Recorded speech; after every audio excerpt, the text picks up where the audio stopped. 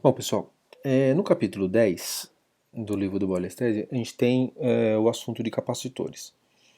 Bom, a gente vai trabalhar esse assunto com os seguintes objetivos, né? Primeiro, familiarizar com a construção dos capacitores, né? Como ele é construído, tá? E como é que ele armazena a carga, qual é o princípio de funcionamento. Vai falar um pouquinho sobre a resposta transitória dele, né? Na fase de carga e descarga do capacitor. Tá? E depois falar também um pouco sobre a associação dos capacitores em série e paralelo e vamos desenvolver alguns circuitinhos usando capacitores. Tá? Bom, até aqui nós vimos os capacitores, nós vimos os resistores como um elemento básico dos circuitos elétricos. Tá? Os resistores são bipolos, tá? E o efeito dele a gente já estudou até aqui. Agora nós vamos inserir o capacitor, que ele tem um comportamento um pouco diferente. O capacitor ele consegue armazenar carga elétrica dentro da sua construção, dentro das suas placas paralelas. E tudo isso acontece porque existe uma polarização interna do capacitor, de tal forma que ele consiga armazenar essa carga. Vamos ver como é que isso funciona. Bom, o princípio está baseado lá com aquele estudo inicial que a gente fez lá em física, né, de campo elétrico. Então a gente sabe, por exemplo, que uma carga elétrica, por exemplo, uma carga elétrica positiva, um elemento pontual de carga positiva, ele tem na região ao redor dele várias linhas de campo, chamadas de linhas de campo elétrico. Ele cria um campo de força, um campo de força elétrico, tá, nas redondezas da carga. Bom, a densidade dessas linhas é maior quanto mais próximo eu tiver do elemento carregado, tá, da carga elétrica. E quanto mais distante, menor vai ser essa densidade. Bom, as linhas, elas, se a gente for lembrar, as linhas elas são colocadas sempre na, na periferia da carga, né, saindo de maneira perpendicular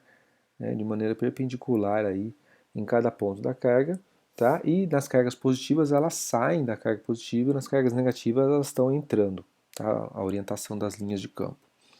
Muito bem. Desse estudo inicial, a gente viu, por exemplo, que a densidade é o fluxo por área, tá? E viu que a unidade de carga elétrica era o Coulomb. Tá? Então a gente poderia definir então uma intensidade de campo elétrico como sendo a razão entre a força que atua sobre uma carga de prova, tá, sobre a quantidade de carga do sistema. Então, lembrando que a força de Coulomb é calculada como sendo o produto das cargas dividido pela distância ao quadrado, tá? Existe uma variação aqui com o quadrado da distância, tá? Vezes uma constante K. Se a gente for considerar uma carga de prova colocada então nas proximidades de uma carga aqui, então imagine que eu vou colocar aqui uma carga de prova de 1 coulomb próximo de uma carga qualquer, um elemento de carga aqui, vai aparecer uma força elétrica sobre essa carga e essa força é dada pela lei de Coulomb. Legal. Misturando aqui agora, juntando as duas equações, então a intensidade de campo elétrico vai ser, vai ser o produto da constante K vezes a carga dividido pela distância ao quadrado, e essa intensidade dada em newtons por coulomb. A intensidade de campo nas redondezas da carga carregada. Muito bem. A gente viu, por exemplo, em física, que as cargas positivas, as linhas de campo estão saindo da carga, as cargas negativas elas estão entrando na carga, sempre de maneira perpendicular. Tá? Então, é como se a carga positiva fosse um vertedouro e a carga negativa um sumidouro. E as linhas elas caminham da carga positiva para a carga negativa. Se eu tiver próximo duas cargas positivas, como aqui na figura 10.3 na letra B, essas linhas vão ser divergentes, aí não vão estar uma convergindo para a outra, tá? De tal forma que essas linhas estão caminhando para algum lugar no infinito onde tem uma carga negativa que seja o sumidouro. Tá? Então essa seria a distribuição das linhas de campo, né? Tanto se forem duas cargas de sinais contrários, se forem cargas de sinais iguais, de mesmo sinal. Tá? Bom, o que seria um capacitor? Um capacitor é um elemento formado por placas paralelas, metálicas, tá? Que são isoladas entre si, não tem contato entre si, existe uma distância, né, entre as placas, uma distância D entre as placas, tá? E que o circuitinho mais básico de carga do capacitor é esse apresentado aqui na figura 10.4. Tá? Então a gente tem esse conjunto de placas paralelas, tá? Normalmente se coloca um resistor para poder se estabelecer uma corrente circulando aqui no circuito e uma chave para poder fazer o início do transitório. Tá? Bom, o que vai acontecer? Quando eu fechar essa chave, vai haver uma circulação de corrente, e a circulação de corrente vai fazer com que haja uma polarização das placas do capacitor. Tá? Bom, de tal forma que a placa superior vai ficar positiva e a placa inferior vai ficar negativa nesse desenho. Tá? Isso vai acontecer até o ponto aonde a tensão, a diferença de potencial no capacitor será igual à diferença de potencial da fonte.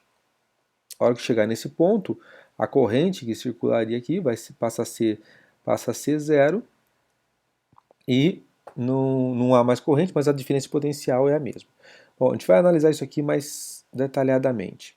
Tá? Então, olha só. Quais são as variáveis que a gente tem então nas placas paralelas aí, submetidas a uma diferença de potencial? Bom, a gente sabe, por exemplo, que a quantidade de carga armazenada nessas placas pode ser definida pela equação 10.5. Então, a quantidade de carga ou a capacidade do capacitor, a capacidade elétrica do capacitor, que a gente vai chamar de C, é a razão entre quantos coulombs foram armazenados, foram depositados na placa, dividido pela diferença de potencial a qual foi submetido o capacitor. Então, olha só, esse aqui foi o estudo de Faraday, né? Então você tem aqui, só para definir as grandezas, né? Você tem a capacitância ou a capacidade do capacitor dado em Faraday. Tá? Você tem a quantidade de carga Q dado em Coulomb e você tem a diferença potencial aí dado em volts. Muito bem. A gente pode também, se eu quiser saber qual a quantidade de carga armazenada, eu posso inverter a equação e falar que a quantidade de carga em coulombs é o produto da capacidade ou da capacitância do capacitor vezes a diferença de potencial. Legal. Tá? Isso faz parte do estudo aí do Michael Faraday. Muito bem. Vamos pegar aqui um exemplo, tá? O nosso primeiro exemplo aqui. Se eu tiver, por exemplo, uma quantidade de 82,4 vezes 10 a 14 elétrons, tá? A gente sabe que o elétron tem carga negativa, né, de 6,24 coulombs cada elétron. Então, se eu tiver 82,4 vezes 10 a 14 elétrons, tá? Considerando a carga de cada elétron, então eu vou ter, na verdade, uma quantidade de carga igual a 1,32 microcoulomb. Tá? Fazendo essas contas, vai dar 1,32 microcoulomb de carga. Bom, se eu quiser saber qual que é a capacitância do capacitor que tem essa quantidade de carga depositada nas suas placas, então basta eu dividir. Tá? No caso aqui, o exemplo está considerando aqui uma diferença de potencial de 60 volts, tá? Basta eu dividir essa quantidade de carga por 60 volts, então eu tenho aí um capacitor de 22 microfarads. Aqui tem um detalhe interessante que é os valores de capacitância são valores pequenos. Tá? Então reparem que aqui que o fator de multiplicação aqui, né, a grandeza, ela está multiplicada por 10 a menos 6. Tá? Isso porque o Coulomb, na verdade, é uma grandeza muito grande. Um Coulomb é um valor grande, né? Para as grandezas normalmente utilizadas, para os valores normalmente utilizados. Então, quando você fizer essa divisão, você vai ter sempre valores muito pequenos aí assim também de capacidade, de capacitância. Então, vai ficar aí na ordem de microfarads. Muito bem.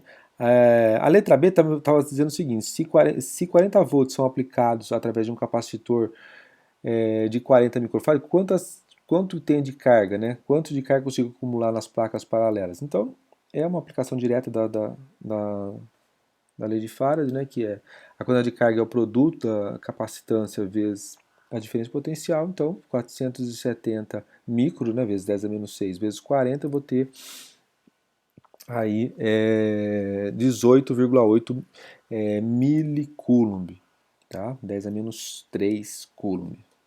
Muito bem. Como que funciona esse efeito? De acumular carga. Então, a gente tem o seguinte, ó, imagina que eu tenho duas placas paralelas e dentro dele tem um material que é chamado material dielétrico, que pode ser o ar, pode ser um filme de polímero, pode ser óleo, pode ser vários tipos de materiais, pode ser cerâmica e tudo mais. Bom, o que acontece? Esse material, quando você submete ele a uma diferença de potencial, quer dizer, a um campo elétrico, ele faz com que haja uma polarização das partículas internas desse material isolante que está entre as placas paralelas. E essa polarização acontece de tal forma que as partículas elas ficam polarizadas e internamente elas vão se cancelando. Né? O lado positivo da partícula acaba encontrando o lado negativo da partícula adjacente e elas vão se cancelando. Mas na extremidade acaba ficando todas as partículas negativas, tá? E do outro lado todas as partículas positivas. Tá? Então com isso, como houve essa polarização, o material fica polarizado ou fica carregado eletricamente. Tá? Isso quando está submetido a uma diferença de potencial, né? Se está submetido a uma diferença de potencial, existe um campo elétrico aí, né? Como a gente já viu, né? Um campo elétrico aí, de tal forma que as linhas de campo caminham aí do polo positivo para o polo negativo. Tá? Muito bem. Depois de um tempo, né, é como se fosse, então, no resumo, você tem aí o dielétrico polarizado. Então, existe um armazenamento de carga no dielétrico. Tá? Muito bem. Tem um outro efeito interessante que acontece, e a gente, para análise inicial, nós não vamos considerar, que é o chamado efeito de borda. Tá? Então vamos considerar, aqui no nosso estudo nós vamos considerar sempre que as linhas, a intensidade de campo elétrico, ela é perpendicular da placa positiva para a placa negativa e não tem esse efeito aqui de borda que reduziria a capacitância do capacitor. Tá? Vamos considerar que ele vai ser sempre perpendicular. Tá? Muito bem. Considerando os materiais que nós estamos colocando internamente, tá? Esse material, chamado de dielétrico, eles vão ter as características de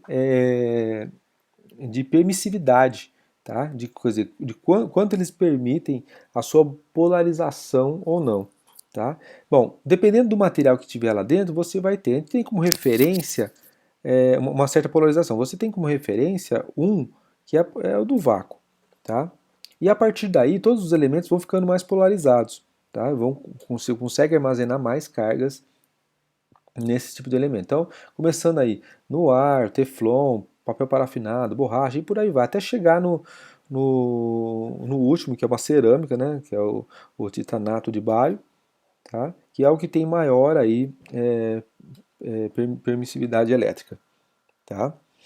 Muito bem, então esse é o material que vai entre as placas paralelas. Então você tem a placa paralela, você pode ter o meio, pode ser o ar, tá? Mas você pode colocar um outro elemento que seja um dielétrico melhor, tá? Entre as placas paralelas. Então, aqui até a figura está representando, a gente tem aqui, os elementos colocados, ó, o E1 seria quando você tem o ar, tá? O E2 já é a troca do dielétrico, tá? Aqui nesse pedaço que está para fora aqui não vai ocorrer polarização porque ele está fora das placas paralelas, não está submetida ao campo elétrico, tá? Então aqui está a demonstração do efeito da inserção de um dielétrico entre as placas paralelas de um capacitor, tá? O primeiro, a letra A, é o ar e o segundo é um outro dielétrico sendo inserido. Bom, conforme você muda o dielétrico, muda o material isolante que está entre as placas paralelas, você muda a capacitância do capacitor, tá? Bom, falando já da construção, né, então a gente está vendo aqui que a construção do capacitor, ela vai ter algumas características. Então você tem, ó, as duas placas paralelas, então você tem a área disponível nessas placas paralelas, você tem uma distância entre elas e você tem o material que está sendo inserido entre as placas paralelas.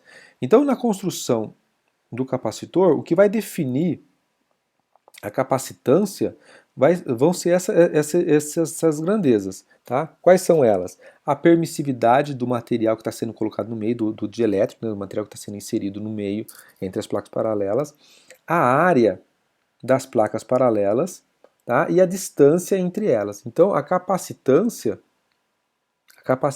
vai depender dessas outras três grandezas. Então, se eu aumentar a área, eu aumento a capacitância. Se eu aumentar a permissividade, né, se eu trocando o material isolante que está colocado entre as placas paralelas, eu aumento também a capacitância. E, de outra via, se eu aumentar a distância entre as placas, eu diminuo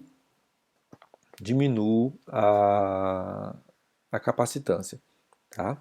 Bom, essa permissividade é, na verdade, o produto aí entre a permissividade relativa do material e a permissividade zero, que é do vácuo. Tá? Muito bem. Existe uma outra característica, uma outra grandeza importante, né, e é uma característica dos capacitores que a gente precisa considerar, que é o limite, né, da diferença de potencial que eu posso aplicar. Então, quer dizer, não é porque a capacitância é a razão entre a quantidade de carga sobre a diferença de potencial que eu posso ir aumentando aí a diferença de potencial na esperança de aumentar a capacitância. Não, na verdade, tem um limite. Tá? O limite é o limite do material. E como é que funciona isso? A gente chama essa grandeza de rigidez dielétrica do dielétrico. Então existem materiais que têm uma rigidez dielétrica, quer dizer, quantos volts eles suportam por metro, por exemplo, na internacional. Quantos volts por metro? Tá? Esse material suporta, sei lá, 30 volts por metro. Esse outro material, 500 volts por metro. Esse aqui, 5.000 volts por metro. Então, dependendo do material, ele suporta uma certa quantidade de volts por metro, por distância entre as placas. Tá? E aí você tem aí materiais, isso é uma limitação construtiva. Então, se você precisa aplicar uma maior diferença de potencial no capacitor, você tem que usar materiais que tenham uma rigidez dielétrica maior. Tá? Então você tem que usar materiais do tipo mica, vidro, teflon. Tá? Se você vai usar uma diferença de potencial menor, na ordem de volts ou milivolts, você pode usar materiais mais que tem uma rigidez elétrica menor, que são o ar, o titânio, a cerâmica, a porcelana e tudo mais. Tá? Muito bem. Se a gente for considerar, então, agora, essas grandezas, essas três grandezas que interferem diretamente na capacitância do capacitor, na construção deles, como é que elas funcionam com a variação, né? Como é que funciona o capacitor com a variação dessas grandezas. Então vamos pegar aqui o primeiro exemplo aqui, ó, da letra A. Na letra A, então você tem aqui, ó, mantendo a mesma distância e o mesmo material dielétrico, né, o mesmo isolante entre as placas, o que acontece se eu aumentar a área em 3 vezes?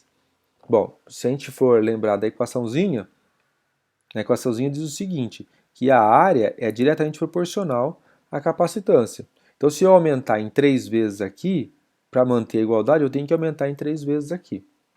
Tá? Então, o que acontece se eu aumentar em 3 vezes a área? Vai ocorrer com o aumento de 3 vezes. Então, o novo capacitor, né, vou chamar de linha, vai ser 3 vezes o capacitor original. Tá? 3 vezes a capacitância em falha do original. Tá? Vamos pegar aqui a letra B. E se eu mantiver a área, mantiver o dielétrico e agora eu aumentar a distância? Como a gente viu, né, a capacidade, né, no capacitor, a capacitância é o E, a área sobre D. Então, como o D está no denominador, se eu fizer 2 vezes aqui, ó, se eu aumentar a distância, o que acontece? Eu vou ter que dividir aqui por 2 para manter a igualdade. Então, fica reduzida pela metade. Tá? Vamos pegar só mais um exemplo aqui. Se eu trocar o elemento do meio, tá? Era o ar, e agora eu coloquei um papel parafinado. Né?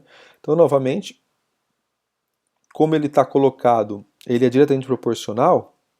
Tá? Então, a gente tem aqui que o C é o E, a área sobre D, né? E agora esse cara ficou multiplicado por 2,5, então esse cara aqui também vai ficar multiplicado por 2,5. Tá? Então vai aumentar em 2 vezes e meia a capacidade também. Tá? Então é isso que eu queria mostrar sobre as capacidades, sobre como funciona a capacitância do ponto de vista construtivo e do ponto de vista da quantidade de carga armazenada. Tá?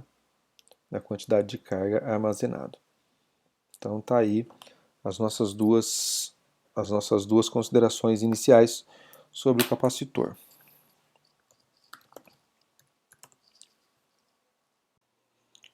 Continuando, sobre os tipos de capacitores, né, conforme traz aqui no livro, tá, em geral nós temos as construções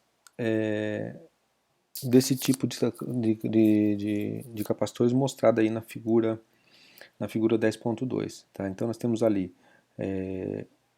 na parte de cima, na letra A, os capacitores eletrolíticos, tá? Depois na letra B os filmes de poliéster e na letra C os cerâmicos, né, de tântalo. Então olha só, repare que os valores de capacitância, então nós temos aqui ó, o primeiro aqui da letra A que é de 1 micro, tá? E o último que ele é de 10.000 micros. Só que apesar de a gente aumentar aí de 1 para 10.000, a gente não tem um aumento aí de 1 para 10.000 vezes o tamanho. Então, reparem que o tamanho do capacitor não vai aumentar linearmente conforme aumenta o valor da capacitância. Tá? O mesmo ocorreu, né, com, por exemplo, aqui na letra C, a gente de 1,5 micro e de 22. Tá? Não houve um aumento aí, um aumento proporcional conforme aumentou a capacitância, isso porque os materiais utilizados, né, o material de elétrico, a área, são feitos de tal forma que você consegue aí deixar dentro do tamanho adequado para o circuito. Tá? Nós temos aí, então, dependendo do material utilizado, né, os feitos de material eletrolítico, né, e os de filme de poliéster e os de tântalo. Então, você tem aí os vários tipos. Uma outra coisa importante é o símbolo do capacitor. Tá? A gente usa o símbolo de capacitor, esse símbolo aqui, o mais utilizado aqui é o da letra A, tá? Que ele é parecido aí com uma fonte, né? Uma fonte de tensão, só que o tracinho aqui inferior vai ser curvado. Tá? Então essa vai ser a nossa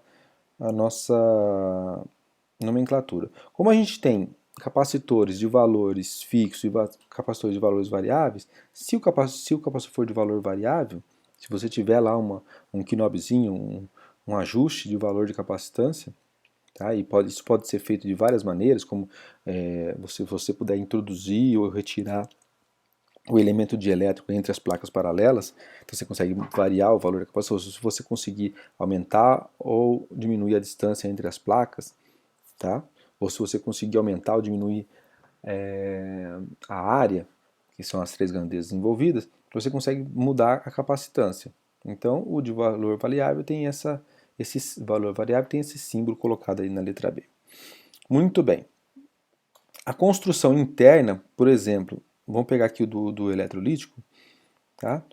Ele é feito como? Você tem aí o filme de poliéster, que é o material dielétrico, colocado entre as lâminas de alumínio, entre as duas lâminas de alumínio, tá? E depois, para isolar todo o conjunto, você tem papel craft colocado por cima e por baixo, e isso é feito um rolo, tá? Então você consegue aumentar a capacitância, aumentando a área. Lógico que conforme você aumenta o comprimento desse rolo, você está aumentando a área das lâminas e você consegue aumentar ou diminuir a capacitância. Quanto maior esse rolo, maior a capacitância. Uma outra construção é feita também com lâminas e material isolante empilhados, que é o que está por empilhamento, que é o da letra B. E uma última construção, que é usada aí nos cerâmicos, é o feito do tipo de uma pilha. Tá? Então você tem a parte externa, que é o terminal negativo, a parte interna, o terminal positivo, e o material de elétrica aqui entre os dois. Tá? São aí os tipos. Ainda sobre a construção, nós temos aí, dependendo do valor de capacitância, do valor da diferença potencial, você tem vários tipos de construção. Tá? Você tem aí o que é feito com dois terminais numa das extremidades, você tem com os terminais colocados nas extremidades, que é o que está na letra B, os que são mais num invólucro aqui chato, né, para ser usado aí dentro das placas de circuito eletrônico. Tem aqueles que são de SMD, que não tem as pernas, né, que já são soldados diretamente na placa. E você tem os de maiores, aí, maior capacidade, que os terminais são parafusados, tá, que são usados aí nas grandes bancos de capacitor. Muito bem.